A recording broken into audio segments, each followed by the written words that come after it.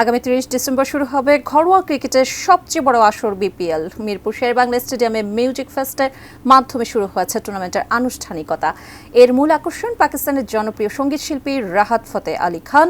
মিরপুর থেকে সঙ্গীতানুষ্ঠানের সবশেষ পরিস্থিতি জানাতে যুক্ত হচ্ছেন সহকর্মী মৃণাল কান্তি কাজল। কাজল, কেমন দেখছেন? অনুষ্ঠান কি শুরু হয়ে গেছে? মৃণাল কান্তি কাজল তিনি যুক্ত হবেন আমাদের সঙ্গে।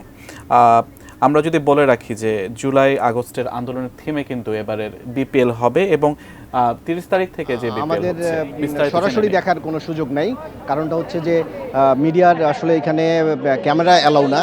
আর বাইরে থেকে যেটুকু বোঝা যাচ্ছে যে আসলে এখানে চরম উৎসাহ উদ্দীপনা চলছে। যারা টিকিট পায়নি তারা এখনও আসলে অসংখ্য মানুষ স্টেডিয়ামের বাইরে ভিড় করছেন এবং স্টেডিয়ামের বাইরে এখনও প্রায় হাজার হাজার মানুষ আছে যারা টিকিট পায়নি বা টিকিট কোনোভাবে নেই। কারণ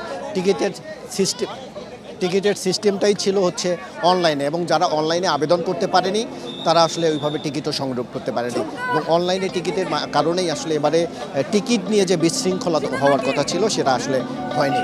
তবে তারপরেও দুই একটি বিশৃঙ্খল ঘটনা ঘটেছে। যারা এই স্টেডিয়ামের ৪ নম্বর গেটে আসলে সাধারণ মানুষের সাথে আইন শৃঙ্খলা রক্ষাকারী বাহিনীর একটা অপ্রীতিকর ঘটনা ঘটেছে চট্টগ্রাম শহরে, কিন্তু এছাড়া আর তেমন কিছু ঘটনা ঘটেনি।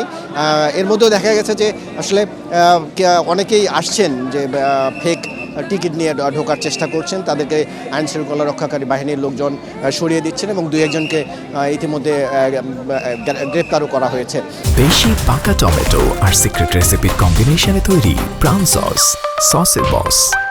তবে আপনাকে এটিএন নিউজে আপনার মাধ্যমে এটিএন নিউজের দর্শকদের জানাতে চাই যে আসলে এই মুহূর্তে এখনও পর্যন্ত এই কনসার্টের আসলে মূল যে আকর্ষণ রাহাত ফতে আলী খান, উনি এখনও শুরু করেননি গান গাওয়া। উনি টোটাল প্রায় ৩ ঘন্টার মতো গান গাইবেন এবং এই গান গাওয়াটা শুরু হবে রাত ৮টার পরে, এবং রাত ৮টার আগে আসলে দেশীয় সঙ্গীত শিল্পীরা গান গাচ্ছেন এবং তারা তাদের সর্বোচ্চ এফোর্ট দিচ্ছেন আসলে দর্শকদেরকে উন্মাদনা জোগাতে। এবং এই দর্শকরা আসলে প্রচুর আগ্রহ উৎসাহ নিয়ে এসেছেন তারা এই কনসার্টটাকে উপভোগ করার জন্য, এবং তারা চাচ্ছেন যে এই কনসার্টটা আরও ব্যাপকভাবে ছড়িয়ে পড়ুক। তবে এখানে যে একটা অগোছালো পরিবেশ আছে এবং এই কনসার্ট ঘিরে যে গোটা মিরপুর এলাকা প্রায় আইন শৃঙ্খলা রক্ষাকারী বাহিনীর মানে নিয়ন্ত্রণে চলে আসছে, এটা আসলে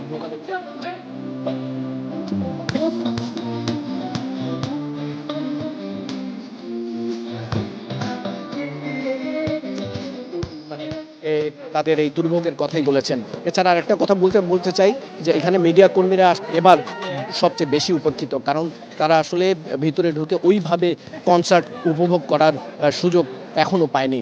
আর আরেকটি কথা বলে রাখি, এখানে অনেক মানুষ আছেন তারা আসলে কনসার্ট দেখতে চান, কিন্তু আসলে টিকিটের সিস্টেমটা অনলাইনে টিকিটের সিস্টেম ব্যবস্থা করতে না পেরে তারা আসলে কনসার্টও সংগ্রহ করতে পারে না।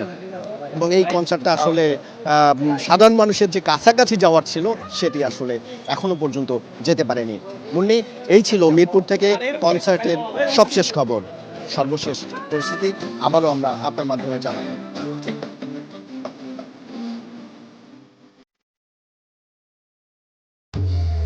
Talk of what's up, are you guys ready?